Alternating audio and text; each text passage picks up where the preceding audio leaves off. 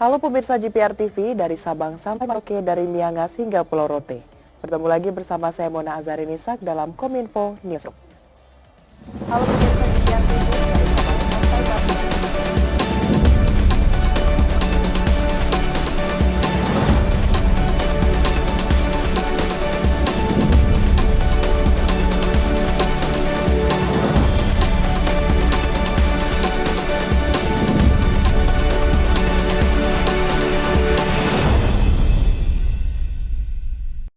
Pemirsa, mengawali informasi pertama, pada acara peresmian DPP Nasdem Tower di Jakarta, Presiden Joko Widodo menyebutkan dalam sambutannya bahwa alasan pemindahan IKN ke Penajam Pasir Utara Kalimantan Timur merupakan IKN yang dimaksud untuk pemerataan infrastruktur, ekonomi, dan keadilan sosial.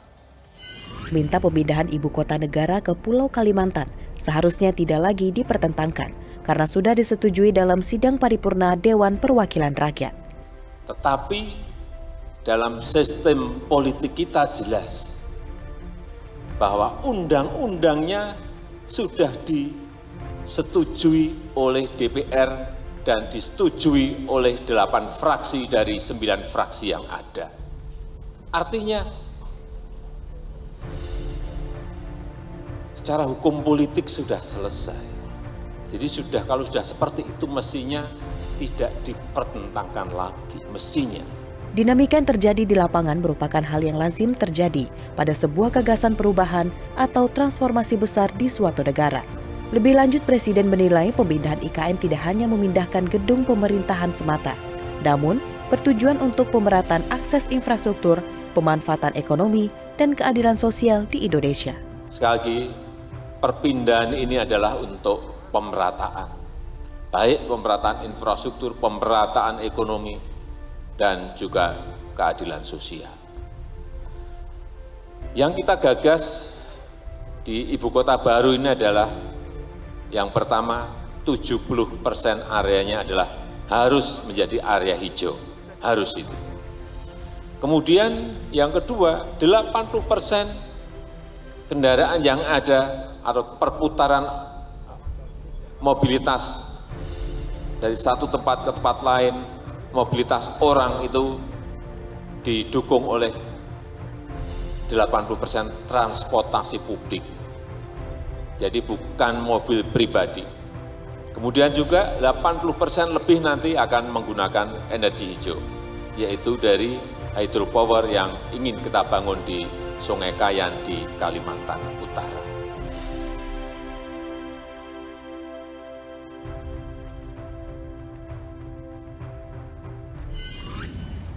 Di kesempatan yang sama pemirsa, Presiden Joko Widodo juga mengungkapkan bahwa sebanyak 70% wilayah ibu kota negara Nusantara di Kalimantan Timur merupakan area hijau dengan konsep Smart Forest City. Presiden Joko Widodo menegaskan pembangunan ibu kota negara Nusantara di Kalimantan Timur akan mengedepankan konsep yang ramah lingkungan. Dari lahan seluas 256.000 hektar yang disiapkan, hanya sekitar 50.000 hektar yang dipakai dan sisanya dibangun sebagai kawasan hijau. Tak hanya itu, pemerintah juga telah membuat konsep agar transportasi di IKN mayoritasnya adalah transportasi publik, bukan kendaraan pribadi. Dengan begitu, IKN Nusantara akan cocok bagi penduduk yang memang lebih suka berjalan kaki ataupun menggunakan sepeda dalam bermobilitas. Prioritas kepada yang pertama adalah pejalan kaki. Orientasinya ke sana. Yang kedua, yang naik sepeda. Yang ketiga, yang transportasi umum. Jadi yang pertama itu yang senang pejalan kaki itu silahkan pindah ke ibu kota baru. Yang senang bersepeda juga, yang ingin sehat itu juga pindahlah ke ibu kota baru. Kalau yang senang naik mobil, apalagi mobilnya pakai BBM fosil, jangan pindah ke ibu kota baru. Dan konsep besarnya adalah Smart Forest City.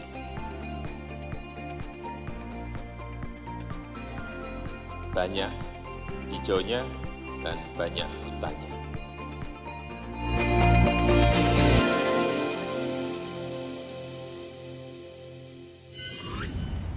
Tak hanya itu, pemirsa, pembangunan IKN Nusantara juga menjadi sorotan mengenai biaya dan mekanisme pendanaan. Presiden mengatakan proyek tersebut akan menggunakan APBN untuk kawasan inti ibu kota Nusantara.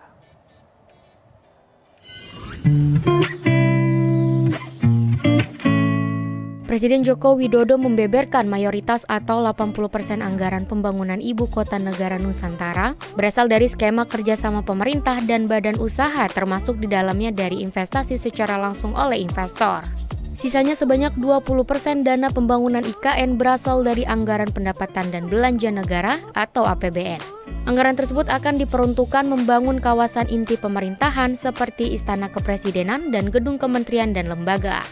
Lebih lanjut, pemerintah juga berencana membangun nursery atau lokasi pembibitan tanaman di IKN dengan kapasitas produksi 20 juta bibit atau benih setiap tahunnya. Untuk kawasan inti yang di situ ada istana dan gedung-gedung kementerian, memang itu semuanya dari APBN. Perkiraan kita adalah 20% dari total anggaran yang dibutuhkan. Sehingga yang 80% adalah baik KPBU, baik PPP maupun dari investasi langsung oleh investor.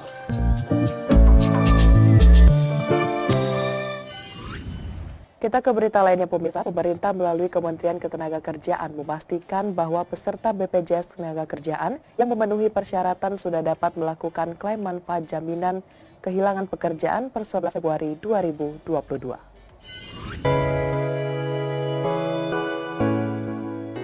Kepala Biro Humas Kemenaker Khairul Fadli Harahap menyatakan bahwa program jaminan kehilangan pekerjaan atau JKP diperuntukkan bagi pekerja atau buruh yang mengalami pemutusan hubungan kerja dengan manfaat berupa uang tunai, informasi pasar kerja, dan pelatihan kerja yang dapat diklaim per 11 Februari 2022.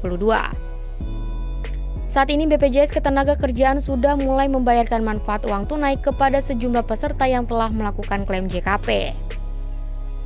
Program JKP adalah bantalan sosial yang diberikan bagi pekerja atau buruh yang mengalami PHK, pekerja yang berkeinginan untuk bekerja kembali, dan pekerja yang memiliki masa iur paling sedikit 12 bulan dalam 24 bulan serta membayar iuran 6 bulan berturut-turut sebelum terjadi PHK.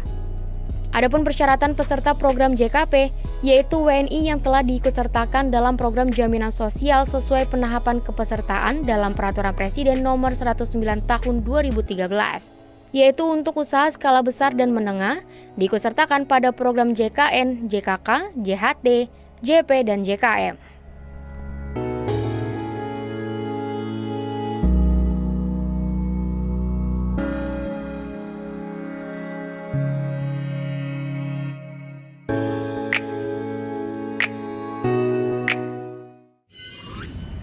Sebagai upaya untuk merevitalisasi program Pasar Rakyat, Menteri Perdagangan Republik Indonesia Muhammad Lutfi menegaskan pasar rakyat merupakan penggerak ekonomi di daerah.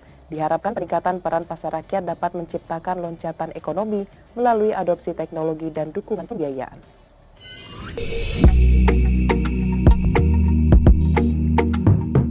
Menteri Perdagangan Republik Indonesia Muhammad Lutfi meresmikan 3 pasar rakyat di Provinsi Jawa Tengah.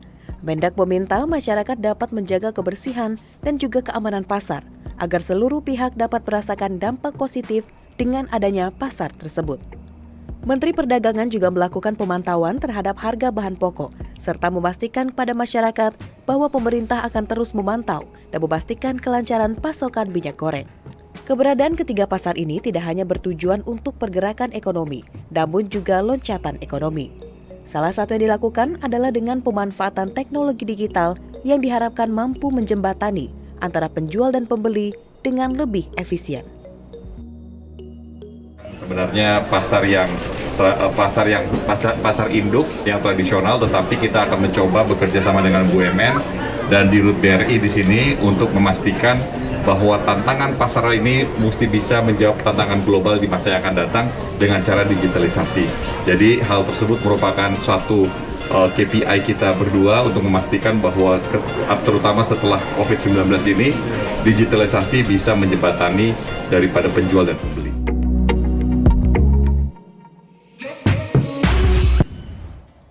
Pemirsa, Indonesia mendorong sinergi antar negara di kawasan Indo-Pasifik pada pertemuan Ministerial Forum for Cooperation on the Indo-Pacific di Paris. Dalam sambutannya, Menlu Retno menyampaikan 2 poin penting. Pertama, yakni mengenai isu kesehatan dan mengajak Prancis untuk meningkatkan investasi di Indonesia. Menteri Luar Negeri Retno Marsudi menghadiri undangan Menlu Prancis untuk mengikuti Ministerial Forum on the Indo-Pacific yang dilaksanakan di Paris, Prancis. Pertemuan ini dihadiri oleh lebih dari 60 menteri luar negeri dari Uni Eropa, ASEAN, dan negara kunci di kawasan Indo-Pasifik, serta pimpinan organisasi internasional terkait. Dalam forum tersebut, Menlu Retno menyampaikan 2 poin penting. Pertama, yakni mengenai isu kesehatan. Indo-Pasifik merupakan rumah bagi 60% penduduk dunia. Oleh karena itu, kawasan Indo-Pasifik harus lebih siap menghadapi ancaman pandemi berikutnya. Poin kedua, Menlu mengajak Perancis untuk meningkatkan investasi di Indonesia melalui cara pendanaan yang inovatif, terutama di bidang transisi energi. Menlu juga menegaskan bahwa hanya dengan kerjasama, kita akan dapat menanggulangi berbagai situasi darurat global sekaligus mengoptimalkan potensi yang dimiliki oleh kawasan Indo-Pasifik. Di dalam roundtable discussion yang membahas isu global, saya memulai statement saya dengan mengutip peringatan Sekjen PBB mengenai dunia yang sedang menghadapi triple planetary emergency atau 3 darurat planet, yaitu terkait climate, health, and nature. Ketiga ancaman ini bersifat global sehingga tidak ada satu negara manapun terlepas sekuat apapun negara tersebut yang dapat menanggulangi sendirian. Kolaborasi adalah satu-satunya jawaban.